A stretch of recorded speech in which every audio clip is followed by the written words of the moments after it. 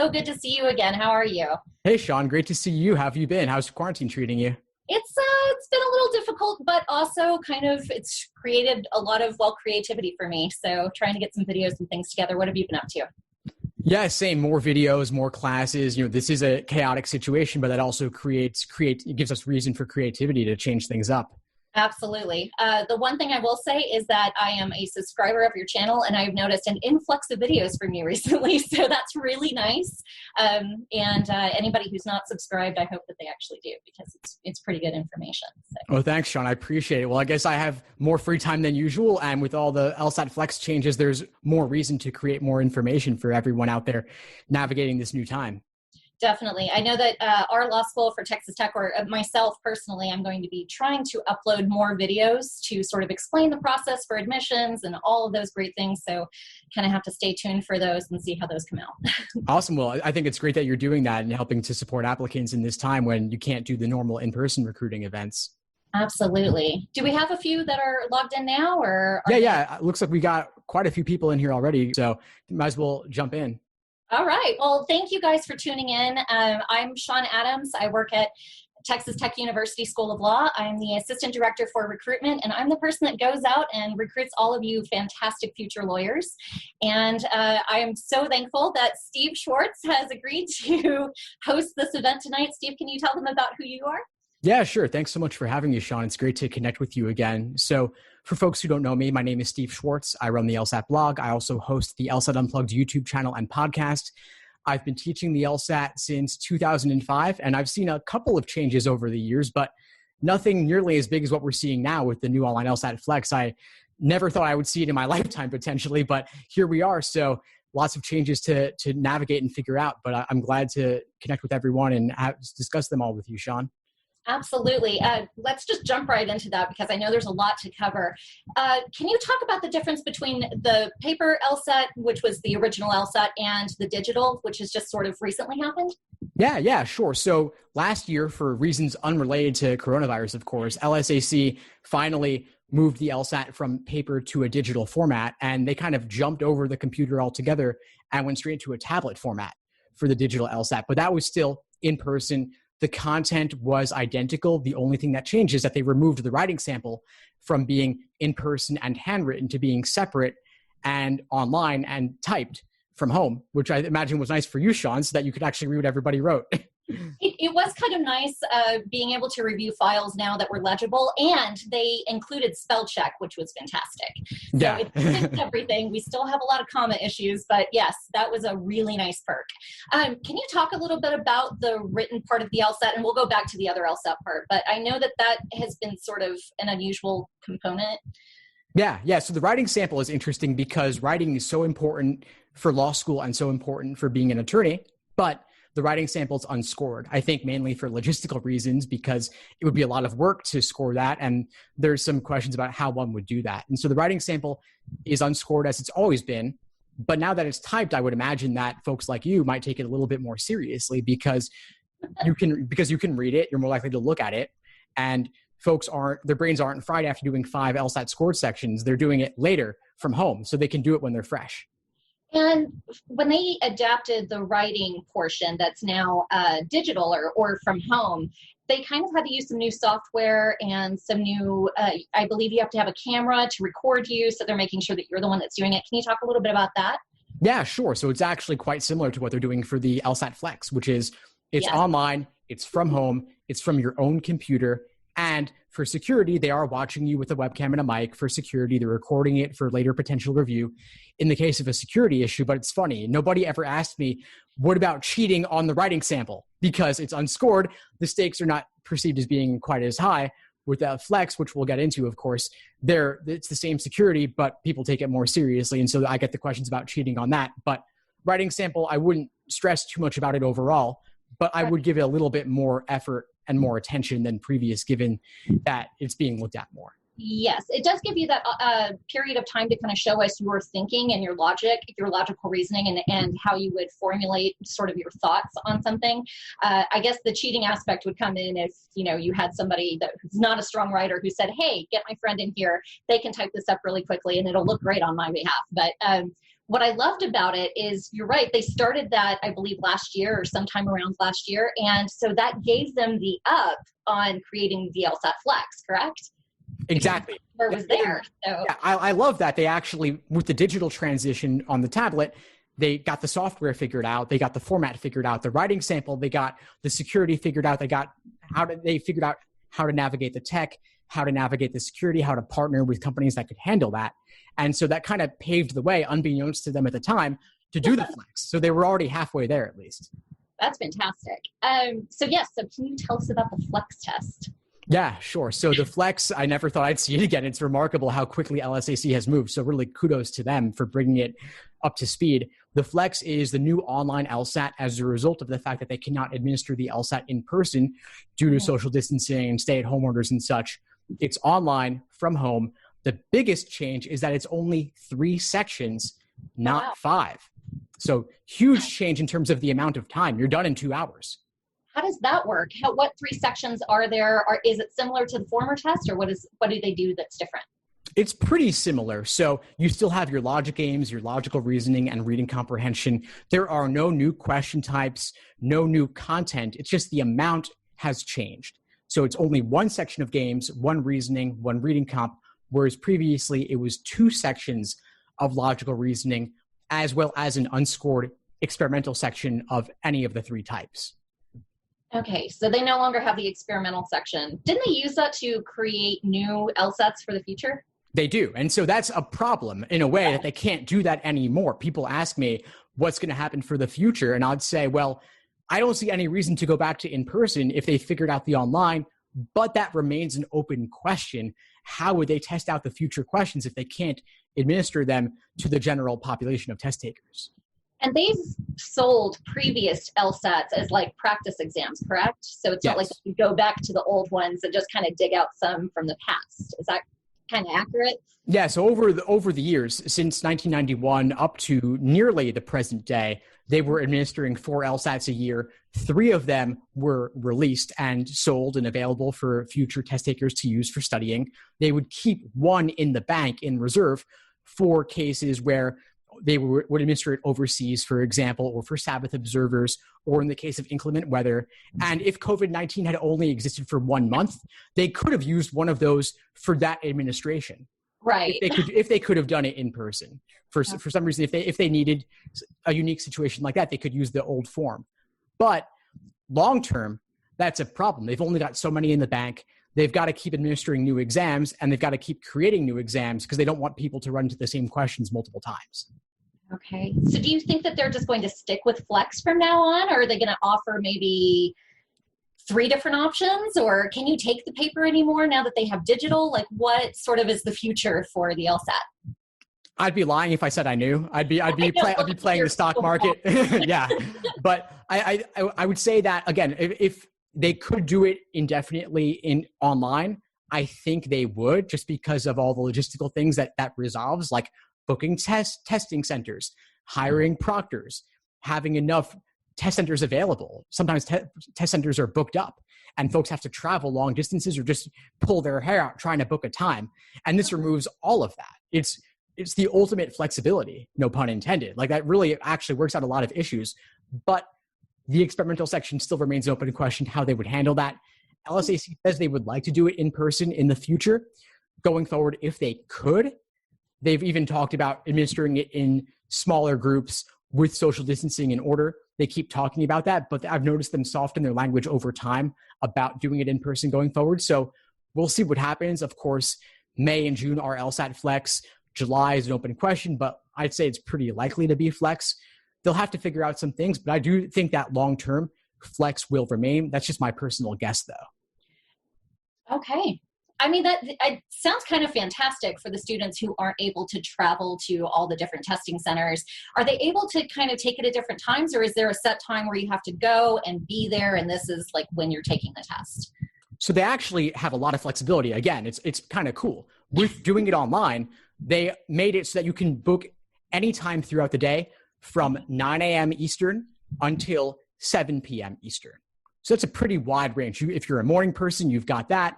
If you're an evening person, you can do that. You could do throughout the day. And then those are in 20-minute increments. So you could book 9:20 a.m. or you could book 1:20 p.m. or anything between that range of 9 to 7 Eastern time, which is great. And they've got proctors available remotely to monitor at any time within that range.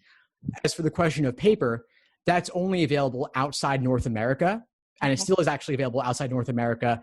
There's still the question about whether they'll administer it as a flex for those folks if their June LSAT is canceled internationally, which is scheduled for late June. I think it will be. I think they'll make it a flex because people all over the world have internet. That is an option. Okay. And then in rare cases in North America for accommodated test takers, they sometimes have the paper version, but pretty much everyone in North America is doing either digital tablet if COVID permits or online. Okay. We kind of touched on this briefly a little bit ago, talking about cheating on the LSAT. If we're going into this digital flex format where there's going to be cameras that are sort of watching you, and you talked about proctoring. How does that all work? Yeah, so they basically, like they did with the writing sample last year, they made it so that they're watching you from home, at your home with a webcam and mic. So they make you scan the room beforehand with the camera to make sure there's nobody else in the room, no testing security issues, like you don't have anything on your desk that you shouldn't. And they have that on you for the entire time. So the LSAT Flex, 3 35-minute sections, back to back, no break, about 2 hours. The whole time, you cannot leave the view of the camera. You can't have anybody else entering the room. You're allowed to have your pets though, but you've got to stay in the field of view of the camera. And that's it. So you can't leave. You can't have books or other papers other than the scratch paper on your desk available to you. So I don't really see a massive issue with security. They also make sure that you close out all your programs. They have the ability to kind of screen share on your end so they can see everything you've got on your screen at the moment. And I don't even see how you would cheat anyway, because having books wouldn't really help you that much. Even if you did have a book in front of you, the test is so severely time constrained that Are you going to go look something up? What would you look up? There's nothing to memorize here. It's really a test of reasoning, and you don't know which questions are going to be on the exam, so you can't reason through them in advance. Right. I don't see it as being a huge issue, although I get why people would want to cheat if they could, given the importance of the LSAT. So they just need a big open area that has nothing around them, where they can kind of just take off the camera, show around the room, make sure there's nobody else in there to take the exam. That's pretty cool. This is a very tough question, and it's okay if you don't have the answer to it, but it is a concern for some people. I know that there are some students or some prospective students out there who may not have a webcam, who may not have the equipment that they would need. Are there any types of accommodations for those types of students? Yeah, there are, of course. Not everybody has a suitable device for this. Some people have no computer. Some people use their smartphones or tablets, or their computer might not be up to date enough or be able to run the software. And so, yeah, LSAC is going to help those folks out. Just reach out to them if you're affected, and they'll provide you with a loaner device or connect you with a local university or law school where you might be able to take it. And at least that way you'll be set. And the other thing is, of course, it's the internet connection. Same deal. If your internet's shaky and unreliable, then I wouldn't count on it, because if it lags or breaks up too much, that could invalidate the exam, and that would be enormously stressful. So again, reach out to LSAC and they'll hook you up. They'll provide you with what you need so you'll be able to do it. What about other accommodations? I know that there are some students who maybe need extra time, or for whatever the reason. Are they still doing those types of things with this Flex LSAT? Yeah, they are. So whatever accommodations you were approved for the regular in-person LSAT, you will have those same accommodations for LSAT Flex. And if it's extra time, that's a very easy adjustment to do online with LSAT Flex with the same software. Very little would change because they just have to adjust the timer. Okay. But for other things, like other accessibility issues, if the software itself doesn't provide it, like line spacing or text size, something else altogether, then you might need to go take it at a college or law school in person where they can give you the appropriate proctoring. Okay. That's fantastic that they've kind of worked all of those things out.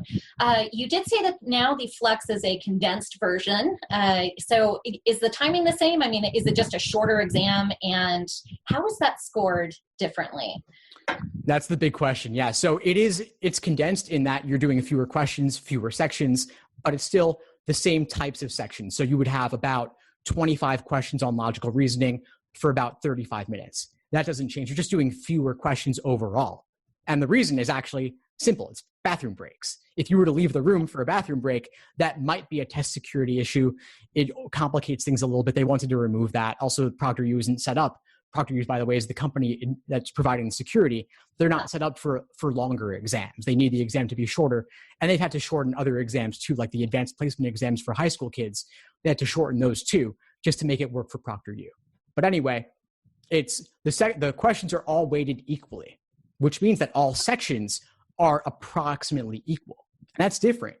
The regular LSAT was 4 scored sections, 2 logical reasonings, making it about half the exam. Now logical reasoning's only about 1/3 of the exam. So its importance has diminished. And the importance of logic games and logical and reading comprehension has increased in comparison. So that's actually a pretty significant change. That is very cool. So with all these changes, with everything that's happened, how should you study for the LSAT? Yeah, well, the biggest change would be what I just said, which is that you might want to spend less time on logical reasoning for your studying since it's a smaller part of the exam. And you might want to spend more time on games and reading comp, relatively speaking. Okay. But because the content of the question types is really the same, not that much else would have to change, actually. Which is kind of nice. It's, for people like me, I hated the logic games. I'm not going to lie. That was the absolute worst part of the exam. And I know some people love them, and those people are freaks. If you're one of them, I apologize. But I'm just not that type of person. But there are different techniques that you can do for learning logic games. There's different things that you can learn on, because the exam really is accuracy and speed. And the speed is what kills you, because I think if you had all day, we'd all have really high scores on the LSAT. But are there tips that you can kind of give, or, resources that you can point students to that can help them develop that speed and the accuracy? Absolutely. I mean, I agree with you, speed and accuracy are the two sides of this exam. Accuracy first, then speed comes with time. And yes. I've got plenty of resources, of course, on the LSAT blog, the LSAT Unplugged YouTube channel, the podcast, the Facebook group, Instagram. I'm putting out tons of information all the time. And then, of course, there's much more in my courses as well, where I go into more depth on all of that. But where the biggest thing I would say is, for the Flex specifically, you want to think about, as you said, accuracy and speed. There's fewer questions, so each question is worth more, which means the second the exam starts, you want to be ready to go, which means you might want to do some warm-up questions beforehand. And I've always recommended this, even for the in-person exam, but it's even more important for the Flex. Endurance matters less, and accuracy and being ready to go matters much more. Okay, so I did not hear that before. Like, I should be doing a couple of tests, maybe in the parking lot before, or not tests, but a couple of questions in the parking lot to kind of gear myself up and get ready for the exam that's coming up? Yeah, so for an in-person exam, you'll be in the parking lot, and for the Flex, you'll be home. But just the same, like before you load up ProctorU, before you log in, before you're ready to go, do those questions, and then obviously put them aside, put them back on the shelf or wherever they are, so that's not a security issue. But you do want to have done something immediately before, and that's also nice because in person, you're in the parking lot. You then go in, you wait around a bit. They call your name, you fill in the bubble sheets for the Scantron, for the old paper LSAT, for the in-person one, even for the digital, they're still reading instructions. There might be 20, 30 minutes before you actually start. Now, you do your questions, you put them away, then you hit start on your screen, and you're in. That's fantastic. So I'm trying to think, how can you simulate sort of the Flex or the digital? Or is there a way to do that at home? There is actually. In LSAC, they've got a program called Law Hub, also known as Official LSAT Prep Plus, where they've put over 60 exams in the digital LSAT format, which is the same exact format you have for the Flex. The difference being 3 sections for Flex, not 4 scored sections for the digital. And so just skip one of the logical reasoning sections, and you've got a pretty similar exam that's comparable. I get a lot of questions regarding the score conversions, the scoring scale, because LSAC has not released scoring scales for the LSAT Flex, only for the digital LSAT. And so somebody sent me this calculator where you could actually put in your results, and it'll give you a rough approximation based on your overall accuracy.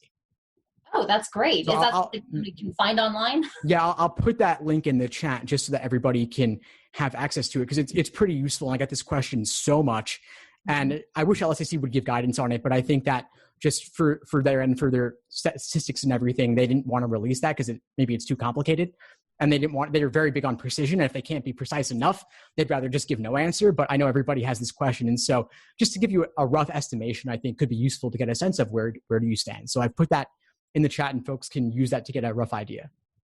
So for any of the people that are watching who are really unfamiliar with the LSAT, they're kind of just jumping into this, how would you recommend that they get started? Should they start with a timed test? Should they not time themselves the first, should they go through an entire exam at the very beginning, or should they start studying individual pieces? What are your recommendations there? Yeah, there's a lot of debate on this, and I'm actually in the minority on this one. I am actually against taking cold diagnostics because the LSAT's like a foreign language. Typically, you're not going to score that close to your potential, and it can be discouraging. So I say, if you're learning a foreign language, give yourself a chance to learn the language first before you try to read a book in that language and then beat yourself up for not doing that great. So that's my perspective on it, but I could see the usefulness in that it gives you a benchmark from which to later measure your progress. Because you can see it, I went up. Yes, I can see it from both sides. I think the jumping off without really knowing what any of it looks like kind of gives you an idea of what to expect, because I know a lot of students go into this thinking, I did well on my SATs, I did well on ACTs, or well in college. I didn't really have to study that hard. I'm going to ace the LSAT. It's not a big deal. And they don't understand that it really is learning a new language. And it's hard to explain that without actually showing you what we mean by that. And so going through an exam, even if I like to tell students, take an exam, but don't worry about your first score. Don't let that freak you out or anything else. Very few people actually do really well on their first exam, just trying it out. But it gives you an idea of how difficult it's going to be and how much time you need to put into doing it. One of the things for me, again, I hated the logic games. So one of the pieces of advice that I give to students that are similar to me, I say, do one logic game, just one set of criteria and one set of questions. And if it takes you an hour to map it out, to diagram it, to understand it forwards and backwards, inside and out, that's fine. And then the next time that you do one that looks similar, it'll take you 30 minutes and then 15. And then you'll get down to the time that you need for the exam, rather than freaking yourself out, getting frustrated, throwing your pencil and saying, I quit. I like that a lot. Yeah, reducing the time little by little. Yes. The diagnostics, if they emphasize the importance of the exam to you and how much work you have to do going forward, that's fine. That's certainly a benefit. And if you've already studied a bit and you're retaking, then a diagnostic could be great to help you find your weak areas too. If you already have a rough sense of what's involved and you want to dive deeper to shore up your foundation, that could be a really good way to do it too. Definitely. That kind of brings me to timing. This is a big one. Law schools begin accepting applications, and I'm talking generally law schools, not the ones that have 3 start times. I'm talking the ones that start in the fall.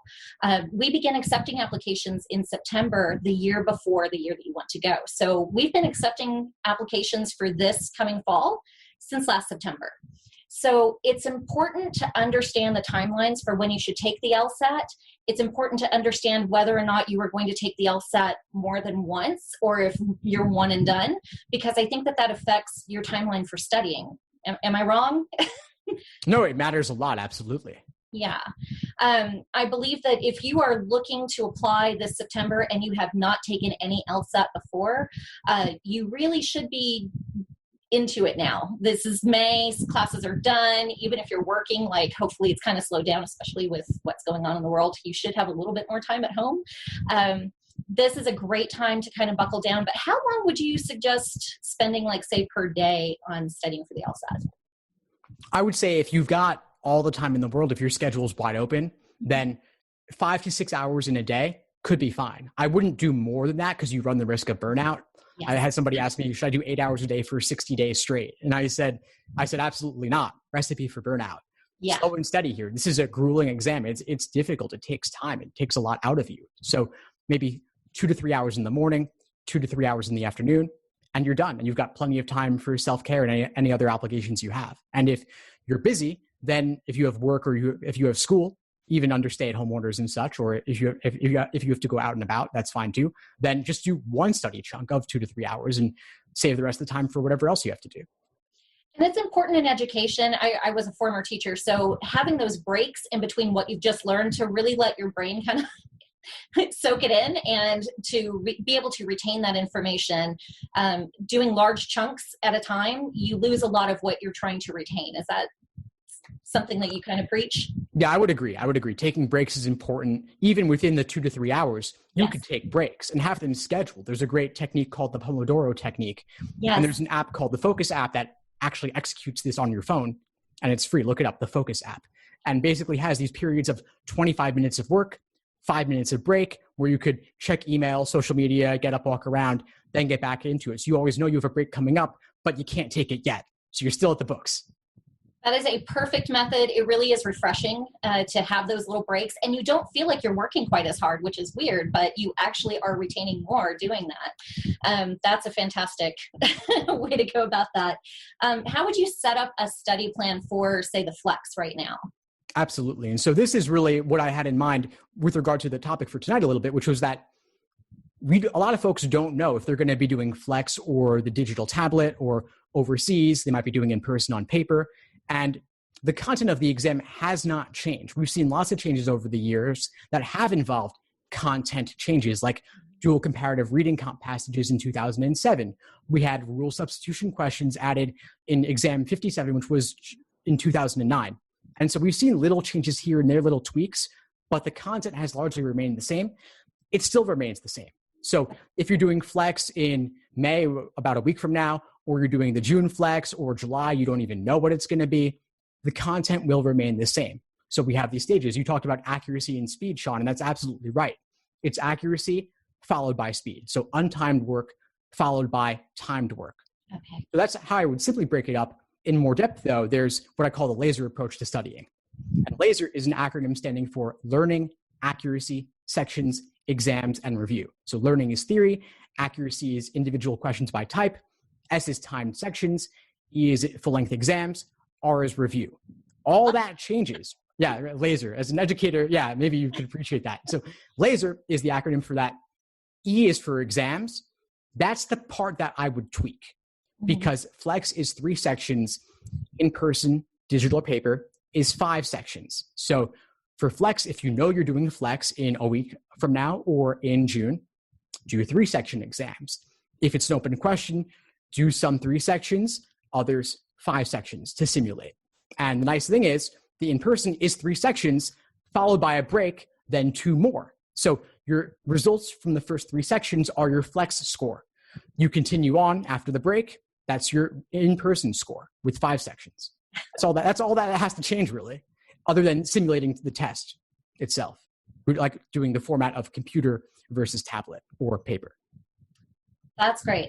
I know that for our law school specifically, for Texas Tech School of Law, and I know that there are many others across the country, if you take the LSAT more than once, we are going to take your top score, but we can see all of the other scores. We can also see if you canceled your score, so you took the exam and you canceled the score, or if you were absent on the day of the test. Now, that's different than if you signed up for the test and then you changed the date or something like that. If you let them know ahead of time that you weren't coming, but if you don't show up on the day of your exam and you were scheduled to be there and didn't tell anybody that you weren't coming, then that will show up as an absent. So we can see all of those. We can see how many times you've taken them. Again, we're going to take your top score. So we can see if you're actually going up, if you're improving, which is fantastic. We can see if you kind of plateaued and kind of found your wheelhouse, or if you've actually declined. But there are a lot of other schools out there. I know UT, I know A&M, and I know several others outside of the U.S. do average your scores. So it's important to note that. So if you are going to take the test multiple times, it's great if you could just do a one and done, right? How many practice exams do you think somebody should take roundabout? I know I love the lawyer answer, it depends on the person, but how many do you think is adequate to know where you might score around on the actual exam? I would say that 5 is the minimum I would recommend. I'd say that's adequate. And I would actually say 10 for before test day itself. And obviously, if your test is in a week, you don't do all 10 in a week if you haven't done any so far. But 10 would be ideal. And if you're taking it in June, you could do about 2 per week between now and then, especially with Flex, 3-section exams. It's easier to do 3-section exams than it is to do 5-section exams. So you could theoretically do more 3-section exams, but ideally 10. And that's interesting that you say a couple of Texas schools average, because the vast majority of schools, my understanding is that they do not average, the vast majority in general in the US. And the report that we are sent from the LSAC does have the average score along with all of your scores. So it will show your top and then it will show your average. So depending on the school, it's just one of those policies you should know when you're applying to law school. There's a lot of different policies. You're going to have to do different things for personal statements for different schools, letters of recommendation, all of the different parts of the admissions process. But as far as the LSAT is concerned, know the policy of the schools that you're applying to. So very important. And the LSAC kind of did an odd thing in the last few years. They had a limit on how many times you could take the LSAT, and then they removed that limit, and then they placed the limit back. So anybody that was caught in that weird time period, I don't know how they're dealing with that. Have you heard anything? Yeah, so I mean, they basically said that the new limits that were implemented last year in July and September 2019, they were not retroactive. Okay. So any number of times you took it before didn't matter. It's only going forward. So very few people should actually be affected by that who are with us live right now. That's good. Yeah. I'm wondering, Sean, if there's 2 things you could confirm for myself and everyone watching right now. One is, in general, could you just confirm my understanding that the vast majority of schools in the U.S. do not average multiple scores? You mentioned it because you mentioned a couple in Texas. I think there are many that don't. I think that there are some that do. So I only know of those 2 specifically that do. And I know that we don't. So we're not going to average your score. We're going to take your top one. Another thing that we don't have is for our early decision. If you apply between September 1st and November 1st, there's that period of early decision. Ours is not a binding application. So there are some law schools where if you apply for early decision and you get in, you're contractually obligated to go to that school and you have to withdraw from all the other schools. For ours, we hope that you're going to come to our law school, but we're not going to force you to. So it's one of those things. There's good things though, either way. If it's one of those top schools that you really want to go to and you get in for early decision, go there. That's fantastic. Hopefully you get great scholarships, but yes. So. Well, it's nice that you allow that flexibility though. Yes. So my other question for you is I've gotten this question a lot from folks, a lot of confusion around it. How do you view the results of LSAT-Flex relative to the regular in-person 5-section exam? I think we're going to be reviewing it pretty much the same way. I will tell you that everybody's going to be in the same boat. So you're not going to be looked down on if you took the, sort of 3-section test versus the 5-section test. We all understand. We're all humans. Everybody on the admissions committee for our law school, and I'm sure across the country, we're humans. We understand that there are things that happen that are out of everybody's control, like COVID-19. So we're going to understand. We're going to look at those dates. If you took the LSAT prior to, and that was your higher score, then that's not affected by COVID-19. But if you've taken the Flex now, it's absolutely, we're going to understand that that was the exam that you were able to take. Now going forward, I don't think that's going to change. We rely on the LSAC to have a comparable exam. Who knows what will happen in the future if they get the scores back from a couple of tests and there's some anomalies, then we'll deal with that as it comes. Nobody has that crystal ball. I can't tell the future. But right now I can tell you we're going to view those the same as any other score. So that's good to hear. Yeah, I mean, the folks at LSAC, the ones who create this exam, they are obsessive about the data. They are extremely precise about it. They have very detailed reports that even I have difficulty understanding, navigating through all the language of psychometrics. But I don't believe they would do this exam if they didn't think it would work well, if they didn't think the results would be comparable.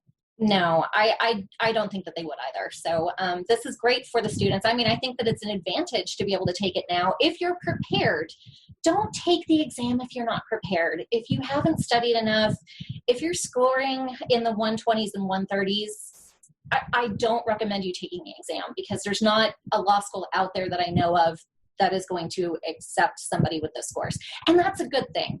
I kind of want to briefly touch on this because I know it hurts people's feelings when they don't get into schools based on like poor LSAT, performance.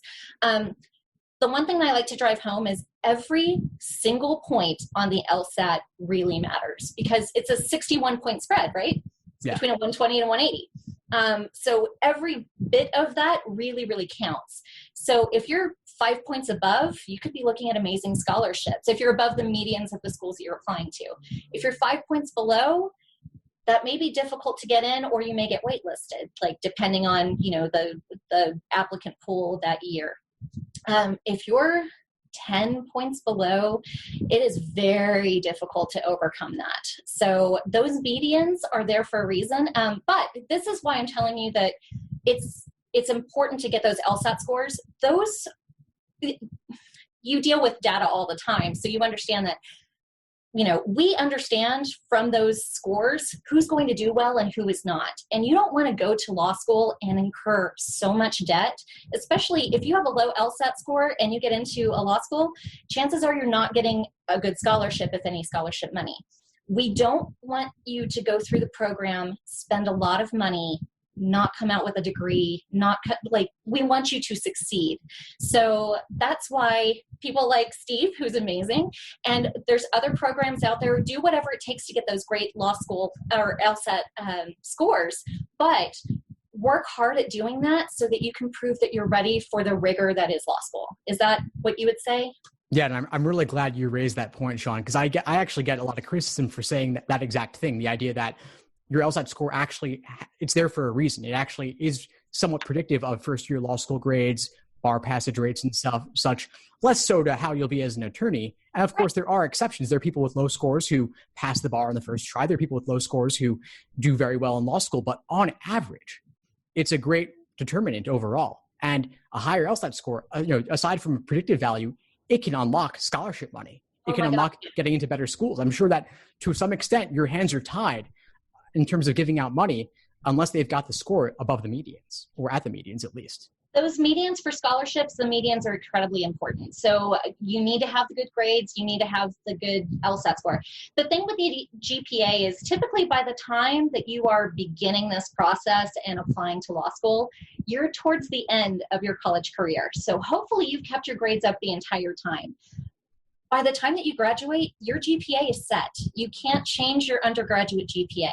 Some people go and get a master's later on. Let's say that they did not do so hot in undergrad, and they go back later on, maybe get a master's degree, really prove that they are academically, successful. Those are great, but we still go by the undergraduate GPA. So, to get good scholarships, you need to be above the GPA or the GPA and the LSAT median. The great thing about the LSAT is you can learn how to do it. You can crack the LSAT. And so that's an important thing to know.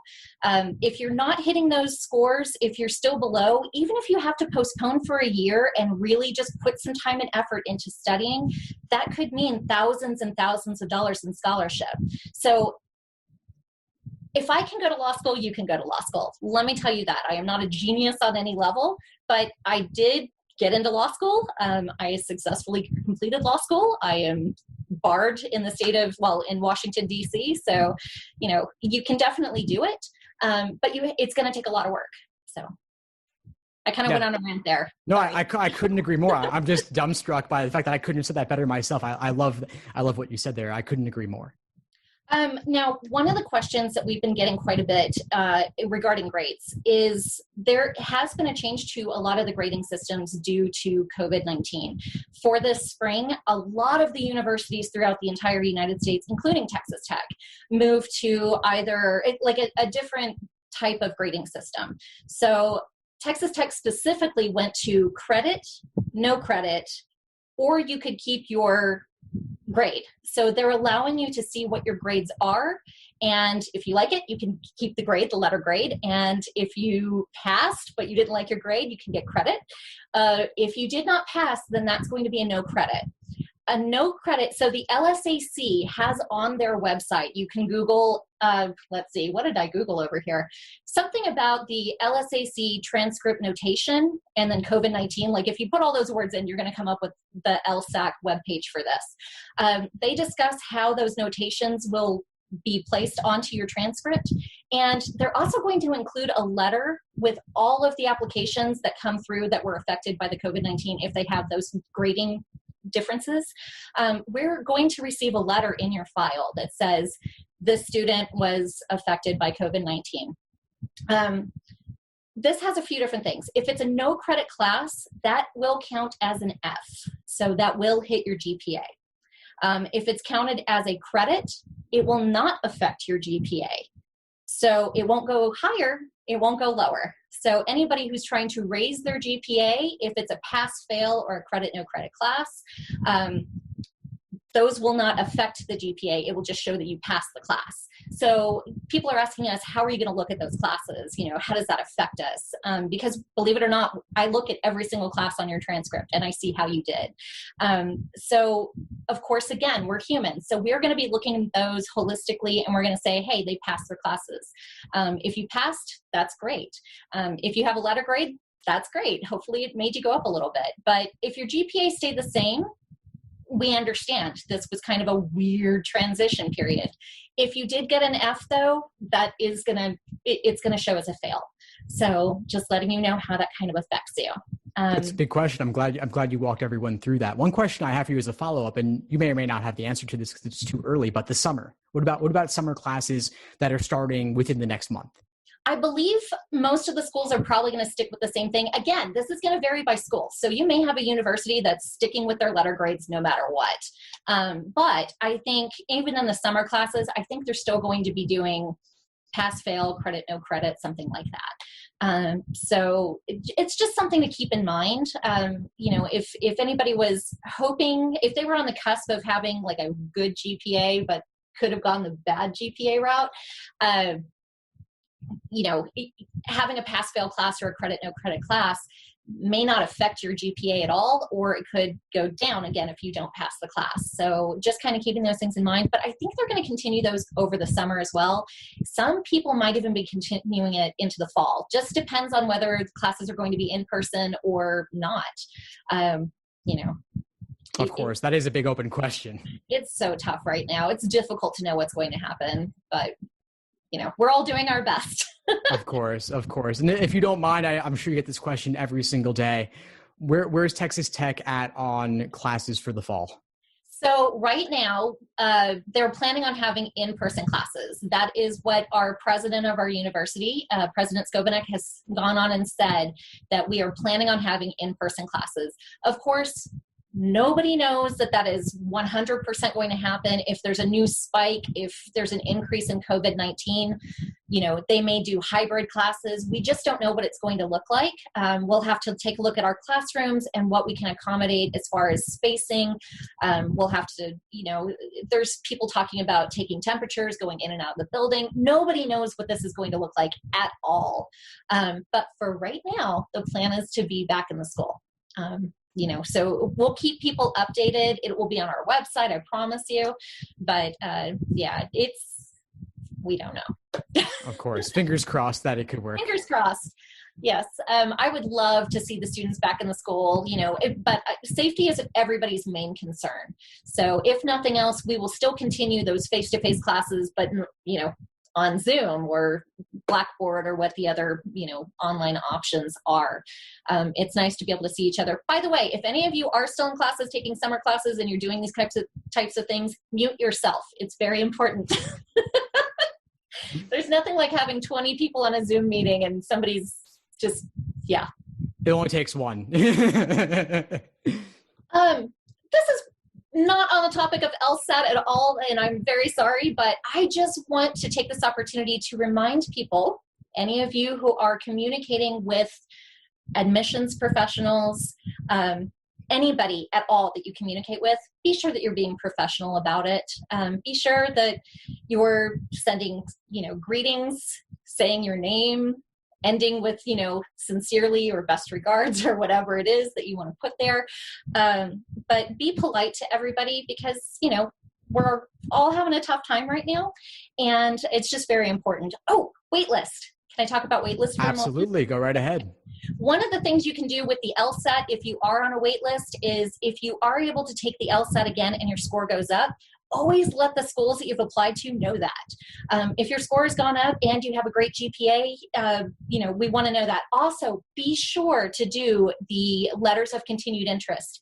If you don't send that to a school, we're not going to call you off the wait list because there are other students who did show that interest. So the wait list announcement to you get, hey, you're on the wait list, and we ask you to send that letter of continued interest. If you don't do that, we think that you're not interested. So be sure that you do that. If your LSAT goes up, if your GPA goes up, go ahead and let the schools know that. It may be something that kind of puts you ahead of other people on the wait list. We don't have a weighted wait list, so we don't have them numbered or anything like that.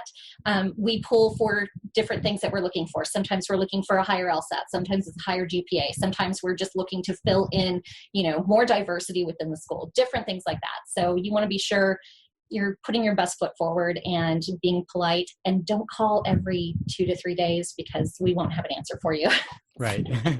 I actually had one follow-up point for you, Shauna, regarding the greetings and closings on communication with law schools. Yes. I could certainly see how that would be an issue, and professionalism is important.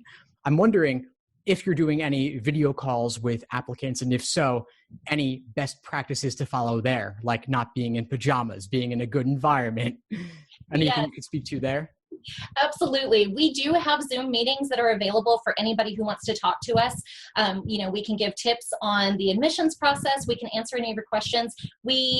In the spring, before all the finals were hitting, we actually had some students that were holding Zoom hours as well. So we're not sure what that's going to look like in the future, but we're definitely holding those types of things. Yes, you do not have to wear a suit unless you want to. If you want to suit up, you go ahead, but we're not going to be suited up. So don't worry about that. You do want to be in a somewhat quiet environment. I know that you can Skype or Zoom from your phone. So even if it just means going out and sitting in your car or someplace else, if you've got a lot of family going on in the background or roommates making lots of noise, go ahead and find a quiet place to sit down with us so we can really, speak with complete focus. And be polite. Don't talk over anything that I'm answering. Don't say things like, let's say that you got on a wait list or something like that, and don't call up to complain. Don't say things like, well, this is your loss, or I didn't want to go there anyway, because there may be a change, and maybe in the future you really do want to go here, and you don't want to leave us with that kind of feeling. But yes, professionalism, just be nice. We'll be nice to you. You be nice to us. Yeah. Remember that you're looking to join our community, and we take that very seriously. When we're building our community, when we're reviewing files, we're looking for people that we believe are going to be amazing attorneys in the future, but also will be fantastic in our community and really fit in. So Lubbock is a very special place. I'm not from here. I'm from Houston, Texas, which is third largest city in the U.S., something like that. Wow. So Lubbock is around 250,000 people. We haven't had the census come back yet, but that was what it was the last time. It might be closer to 300,000 now. Big college town, and just a really nice community to live in. People are very friendly, so that's kind of what we're looking for. So. Cool. Well, this has been a lot of fun. I'm wondering of any last questions we could address from the chat, or anything, other topics we should cover before wrapping up. Are there any questions? I think we've covered a couple of them already just over the course of our conversation, but we have one more here from Sebastian. Okay. Asking about when to start studying for the LSAT and applying to law school while going through the LSAT process. Yes. So as far as studying for the LSAT, you really need to begin at least a few months ahead of time. I would say 2 to 3 months. Some people start in the summer before they're actually applying. really it's whenever you have the time to really focus on it. I'll let Steve answer that in just a moment, but I will say, as far as your application is concerned, you can have your transcripts sent to everything that you're going to do to apply to law school will happen through your LSAC account. So start an lsac.org account. That's your first thing. Create a username and a password. Have your transcripts sent there. You can have your letters of recommendation sent there. Start writing your personal statements. You can do all of those things, get your resume ready while you're studying for the LSAT. So you can actually apply to the law schools that you want to, and they will just wait until you have an LSAT score. That gets everything else off of your plate, so your entire focus is on the LSAT, and it doesn't waste any of your time where some people are waiting for that score to come back to decide if they're going to do the application. You've lost a lot of time there. So what would you say? Yeah, sure. No, I think you made all great points as well. I would say at least a few months. Some folks will try to do the LSAT in 2 to 3 months, and you could theoretically do that. But if you want to reach your true full potential, I would say actually closer to 5 to 6 months, which is a long time to devote to this exam, but it's a lot more than most bargain for initially. And so if you want that top score, if you want to reach your fullest potential, it's worth putting in the time. And that means starting a bit earlier than you otherwise might have, but it's what you need to do if you want the top score. Do you mind if I ask what your top score was, Steve? Sure. So I ended up getting a 175. Which is pretty phenomenal. That gets you into any law school in the nation. But was that where you started? No. I started in the low 150s. Okay. And how long did it take you to get there? A year. It took me a very long time. I'm not saying anybody else should spend a full year on this. I certainly wish I hadn't had to. And if I had studied the right way, rather than just doing exam after exam, it might have taken me significantly less time than that. So, but a 175 and hopefully a good GPA will get you a full scholarship to just about any law school in the country. So definitely worth that year that you invested, and you can show people how to do this, correct? Correct. I can, actually. As a matter of fact, it's what I do. LSAT Unplugged. Definitely check that out. Yes. Thank you for that. We had one more. We have to wrap. Actually, I have to wrap up in a few at least. But somebody asked about the name of the website with the digital LSAT practice test, and that is Official LSAT Prep Plus, also known as Law Hub, and it's available inside your LSAC account. Let's see other questions here. We'll just take one or two more before wrapping up. Here's one for you, Sean, about undergrad, coming straight from undergrad versus having work experience first. Which is better, pros and cons? I don't know that one is better than the other. I think that if you're coming straight from college, you kind of already have that college mentality where you're already knowing you can do your homework, like you've kind of gotten into that groove. I was very non-traditional. I went in my 30s to law school, so I came from teaching. So that was very different for me. I don't think it was strange. I went to Texas Tech School of Law, and there were a lot of people that were older.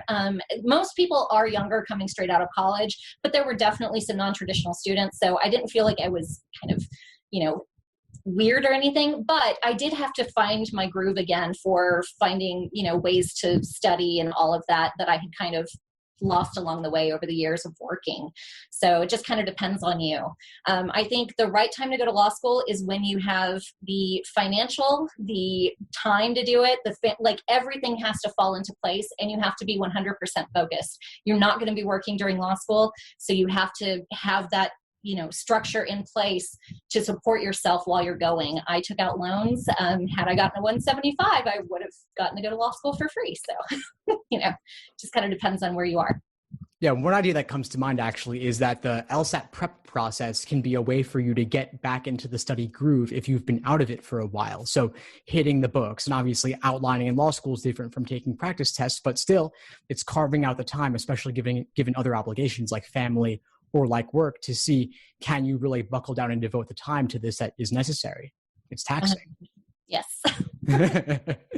Well, before we wrap up, do you want to just share, Sean, best way for folks to get in touch with you with follow-ups? I know we weren't able to get to all the questions in the chat, but maybe they can reach out to you or others in the office. Absolutely. If you want to contact me directly, my email is shawn.adams, which is SHAWN.ADAMS @ttu.edu. And if you want to just generally contact us at admissions, it's admissions.law@ttu.edu. You can also find us on the web. So just Google Texas Tech School of Law. You'll find us. We have an admissions page that has fantastic videos. There's one that has a tour of the law school that we were able to take before all this happened. So lots of great information on there. Please reach out. I'm always happy to answer any questions. Fantastic. And folks can also feel free to reach out to me directly, Steve Schwartz over at the LSAT blog, the LSAT Unplugged YouTube channel and podcast. You probably all got an email from me just organizing this event. And so feel free to just hit reply and reach out. I'm happy to help. Excellent. Thanks for this, Sean. So much, Steve. This was fantastic. We really all appreciate it. Thanks for a great discussion. I really appreciate it as well. Have a good night, everyone. Thanks for the great questions. Stay safe and be in touch. Bye, guys. Bye all. Thanks for tuning into the show. Please subscribe if you haven't done so already to be notified of new episodes as I release them. And feel free to reach out if you need anything at all as you move forward with your prep. I'm happy to help however I can. In the meantime, I wish you all the best and take care.